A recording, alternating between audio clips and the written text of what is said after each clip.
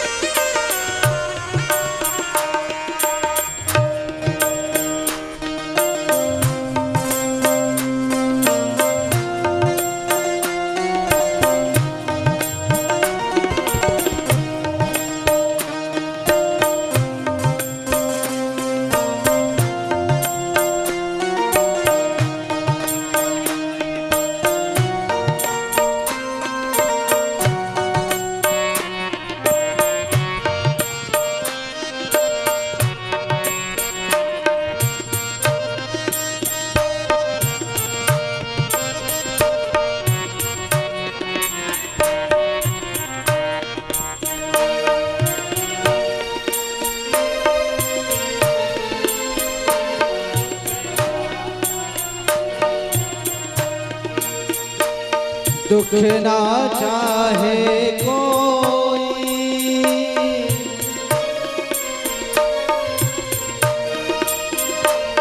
दुख ना चाहे कोई, सब सुख को तरसते हैं। सुख दुख ही तो दुनिया की गाड़ी को चलाते हैं। सुख दुख ही तो दुनिया की गाड़ी को चलाते हैं। गाड़ी को चलाते हैं, गाड़ी को चलाते हैं। सुख भी मुझे प्यारे हैं, दुख भी मुझे प्यारे हैं। सुख भी मुझे प्यारे हैं, सुख भी मुझे प्यारे हैं। छोड़ूं मैं किसे, छोड़ूं मैं किसे भगवन, दोनों ही तुम्हारे हैं। छोड़ूं मैं किसे भगवन, दोनों ही तुम्हारे हैं। जय हो। तालियों की सेवा करते हुए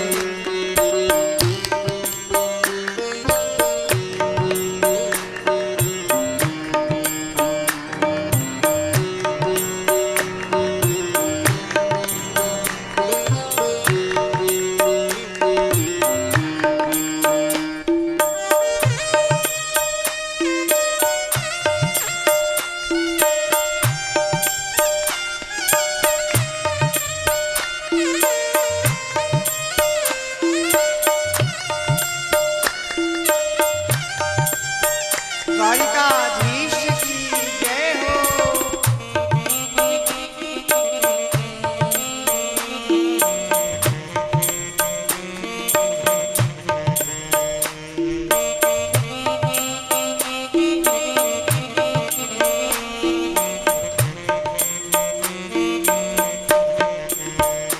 सुख में तेरा शुक्र करूं, दुख में फरियाद करूं।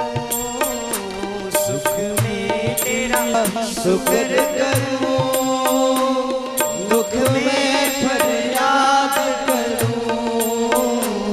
सुख में तेरा शुक्र करूं, दुख में फरियाद करूं।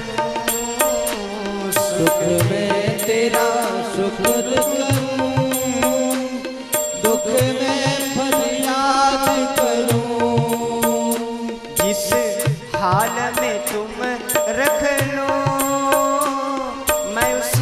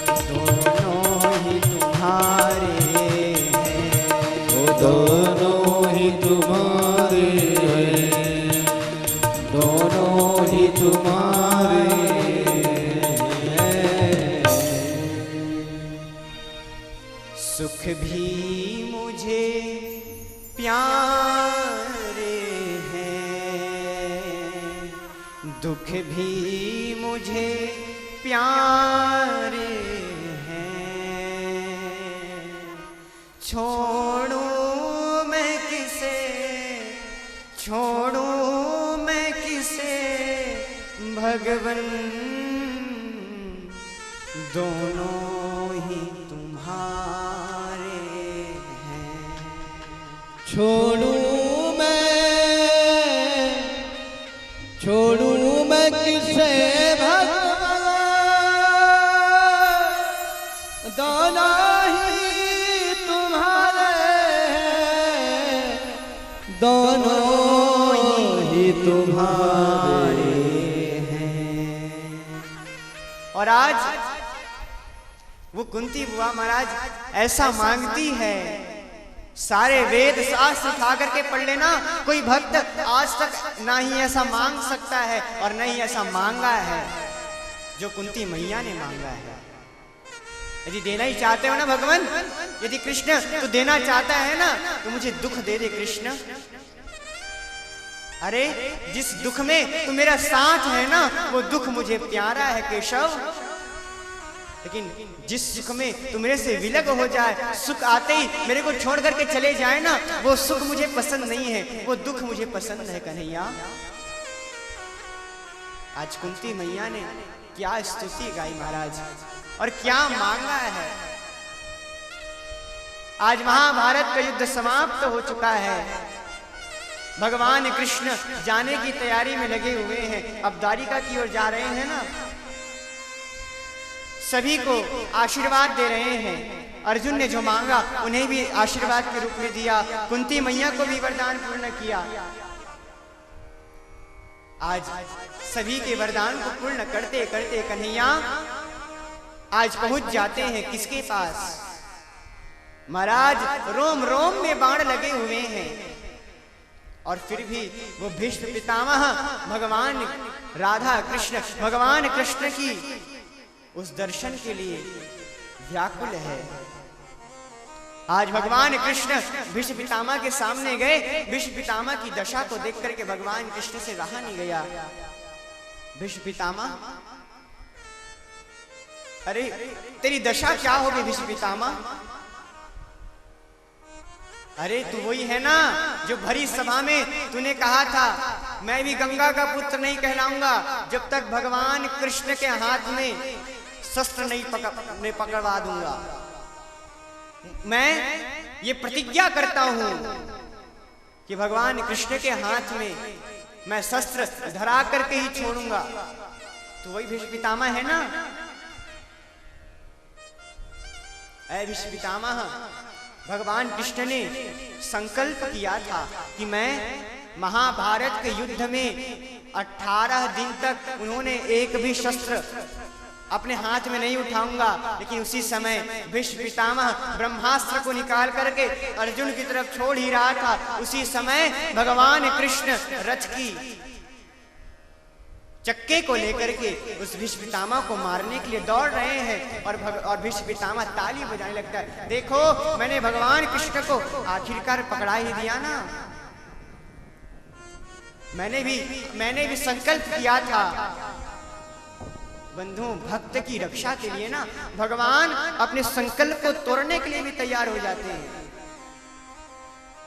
ऐ भीष्म पितामह, रोम रोम में बाण लगे हैं, अब अपने प्राणों को उत्सर्ग करो भीष्म पितामह। भीष्म पितामह कहता है महाराज अभी नहीं। तो क्या भगवान भीष्म पितामह जी ने क्या सुंदर स्तुति गाई है। क्या कहते हैं भीष्म पितामह जी?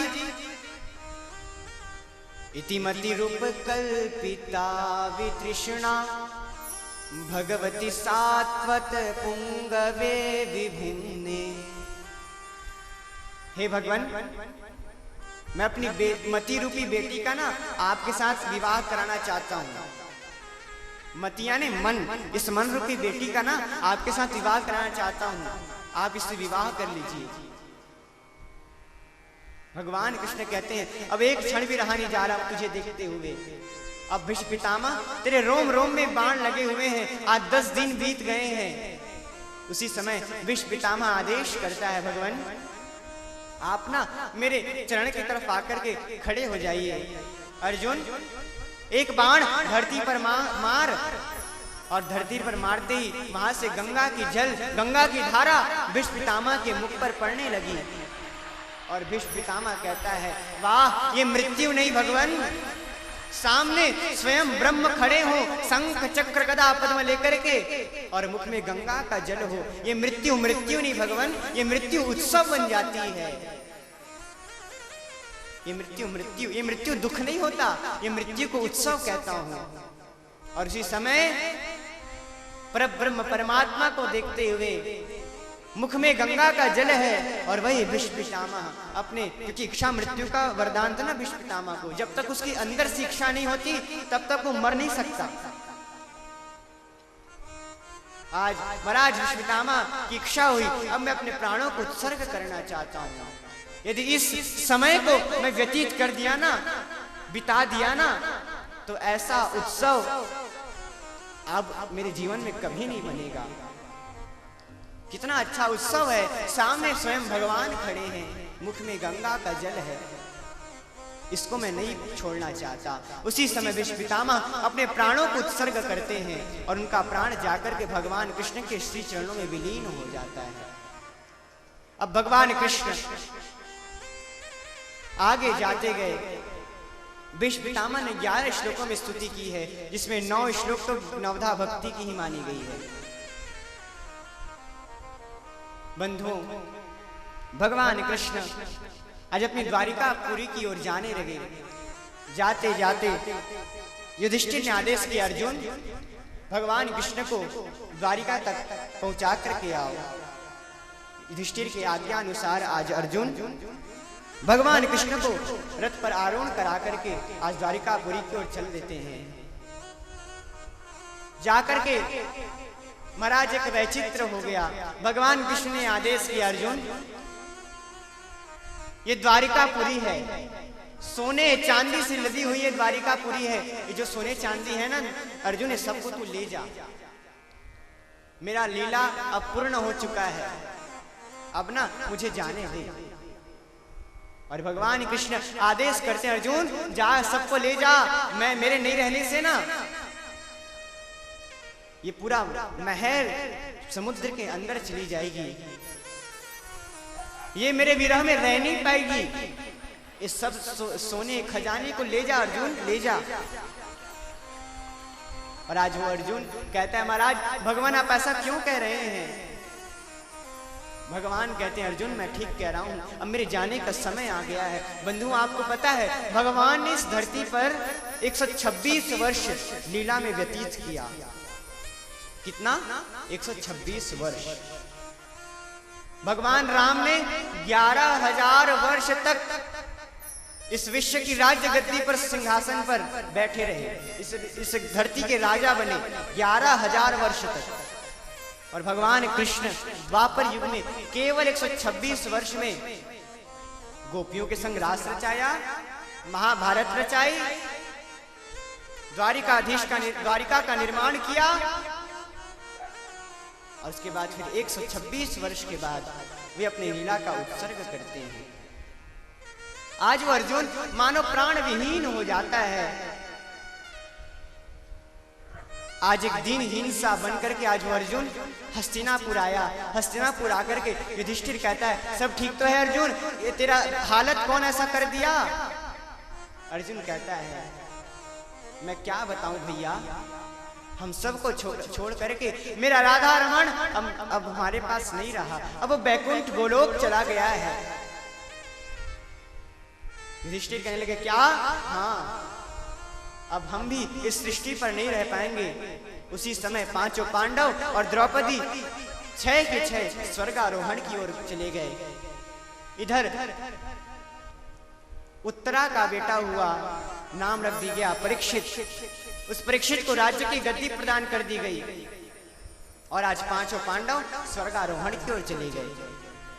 5 पांडव इधर स्वर्गारोहण गए, इधर परीक्षित धीरे धीरे बड़ा होते गया। परीक्षित का विवाह हुआ, जन्मेजय आदि पुत्र हुए, और एक छत्र साम्राज्य परीक्षित एक राजा बना। बंधुओं, अखंड भारत का एक राजा था, नाम था परीक्षित। एक दिन आया, उसने परीक्षण करने के लिए गया। परीक्षण करते करते घनघोर वन में गए। जाकर के एक काला कलूटा व्यक्ति एक वृषभ, एक बैल के ना पैरों को काट रहा था और 3 पैर काट चुका था। परीक्षित जाकर के उस दशा को देखे, अरे तुम कौन हो? मेरी राज्य पर निर्भीकता से हिंसा कर रहे हो।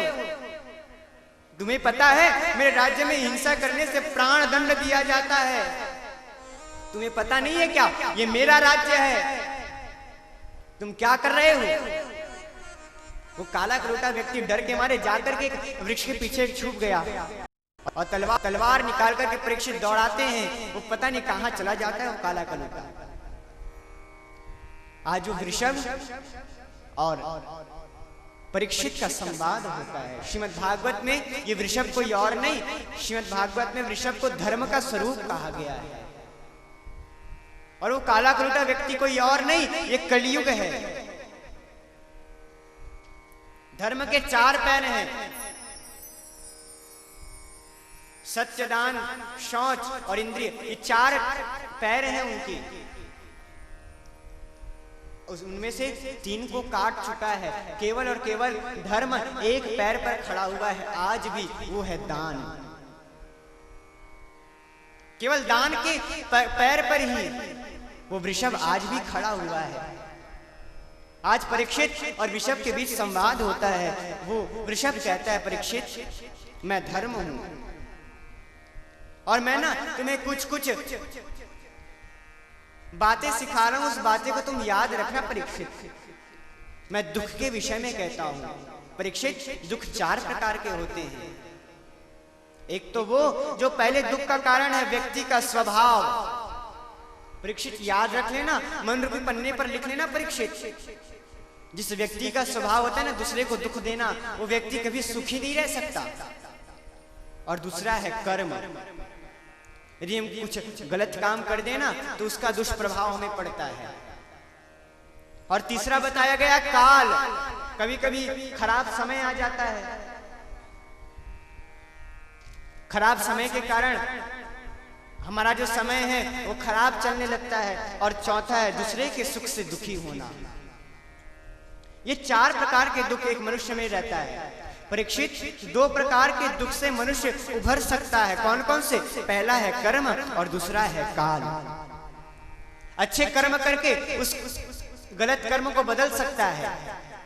गंदा समय आया है तो कुछ समय बाद अच्छा समय भी आ जाएगा। ये 2 चीज बदल सकते हैं। लेकिन जो दूसरे के सुख से दुखी होते हैं ना, ऐसा व्यक्ति कभी नहीं बदल सकता। जो दूसरे की उन्नति से, दूसरों से बैर करता है ना, जो दूसरे की उन्नति को नहीं देख पाता ना, ऐसा व्यक्ति कभी भी सुख नहीं पा सकता। और यदि वो सुख पा भी गया ना तो मरने के बाद फिर भगवान की पेशी लगती है वहां। इन 2 से तो उभर सकते हो, लेकिन दूसरे के सुख से दुखी होने का कारण इससे आप नहीं उभर सकते। अच्छा, तो यहाँ पर वृषभ और परीक्षित का संवाद होता है। उसी समय वो काला कलूटा व्यक्ति आया, आकर के परीक्षित के चरणों में गिर जाता है। भगवान मुझे मत मारो, महाराज मुझे मत मारना। तुम कौन हो और मेरे राज्य में हिंसा करते हो? देखो क्या दशा कर दी तुमने वृषभ की, बैल की। वो काला कलूटा व्यक्ति कहता है, महाराज ये वृषभ धर्म है और मैं कलयुग हूं। जब सतयुग जाता है तो त्रेता आता है, जब त्रेता जाता है तो द्वापर आता है, और जब द्वापर आता है तो मैं महाराज कलयुग हूं। ये मेरे 3 बड़े बड़े भाई हैं और मुझे आना जरूरी है। परीक्षित जी महाराज कहते हैं, तुम मेरे राज्य में एक पग मत रखना, मैं तुम्हारे बारे में सब जानता हूं, निकल जाओ मेरे राज्य से। मेरे राज्य में तुम पग मत रखना, पैर मत धरना। वो कलयुग कहता है, महाराज ये भगवान की बनाई हुई नियम है, इसको मैं कैसे बदल सकता हूं? अब मेरा आगमन हो चुका है, अब मैं जा नहीं पाऊंगा। एक काम करिए, आप ना मुझे रहने के लिए कुछ स्थान दे दीजिए, मैं केवल उन्हीं स्थान पर रहा करूंगा। तो परीक्षित जी महाराज ने कलयुग को 4 स्थान प्रदान किया। सबसे पहला, जाओ कलयुग जाकर तुम ना जुए में रहना, जुए में विराजमान हो जाओ। दूसरा, जहां पराय स्त्री का संग होता है ना, वहां तुम जाकर के निवास करना। तीसरा, मदिरालय, जहां शराब पीते हो ना, वहां जाकर के निवास करना। और चौथा है हिंसा, जहां हिंसा होती है वहां जाकर के तुम निवास करना। महाराज आप तो 4 स्थान दे दिए, लेकिन मेरा जो परिवार है ना, ईर्ष्या, द्वेष, अहंकार, ये सब मेरे चाचा के बेटे हैं, ये सब कहाँ रहेंगे महाराज? मैं क्या करूंगा? 4 स्थान बस दे, कुछ अच्छा स्थान दे दीजिए ना, साफ सुथरा जगह। तो जाओ, जाकर के तुम सोने स्वर्ण में विराजमान हो जाओ। कौन सा सोना? ऐसा सोना नहीं जो भ्रष्टाचार से कमाया हुआ सोना है ना, ऐसे सोने में कलयुग का निवास रहता है।